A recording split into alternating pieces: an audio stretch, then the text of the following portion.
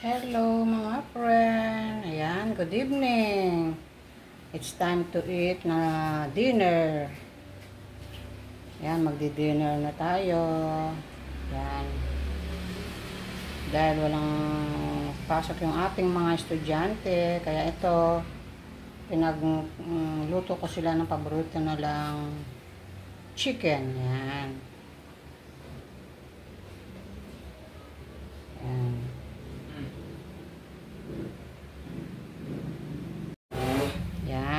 Yan ang kanilang fried chicken.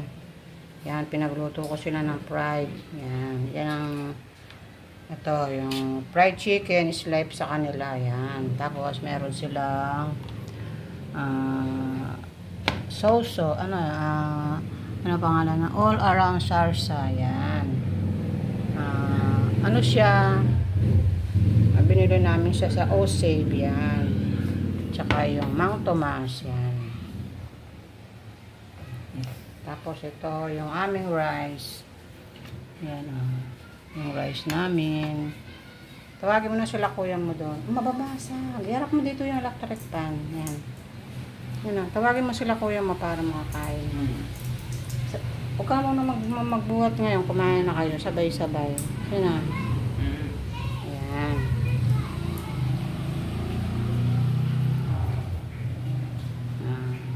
Yan, madilim na sa labas. Yan, nanonood ng TV si Ron. Yan. Hello mga friend. Ito, nandito na naman tayo sa kusina. Ito, iba na naman tong ating ginagawang iluluto. Ayan. Gagawa tayo ng alayang saging. Ayan. Ito, nilagyan ko siya ng food coloring na ube. Yan, violet. Yan. Ano na to mga friend, dinurog na natin to. Ito, isasalak natin sa kalan hanggang sa maluto siya. Meron na siyang gatas na condensed, tsaka dairy cream. Tsaka yung ating glutinous na powder. Yan. Pinagsama-sama ko na para At dito, gumagawa tayo ng latik. Yan. Nagagawa tayo ng latik mga friend. Ito luto na siya Yung latik na ilalagay natin dun sa ating alayang saging. Yan. Nag-alaya tayo ng saging mga friend. Dahil naisipan lang namin gumawa para matikman namin yung alayang saging. Yan. So, luto na yung ating latik.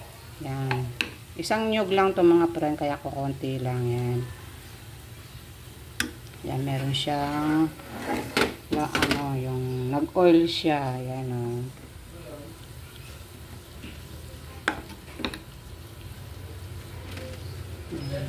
ating latik. Yan. Ano yan?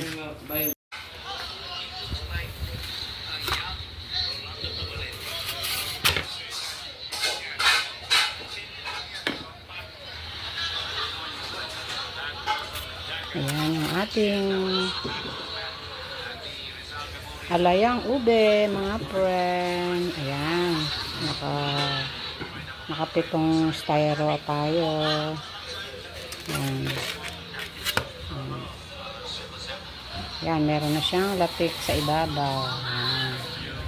Pangkain lang dito sa bahay. Ginawa namin. Yan. Alayang ube. Ni Lola Vicky. Yan. Magawa na kayo mga friend. Ayan, ito na yung nagawa natin alayang ube. Yan. Ilagay natin dito at i-rep natin para hindi siya masira. Yan. Para pag kakain yung ating mga estudyante naka-ready na. Yan. Alayang ube. Ayan, kumakain si Daddy Lolo ng alayang ube. Tinitikman niya yung ating nilutong alayang ube.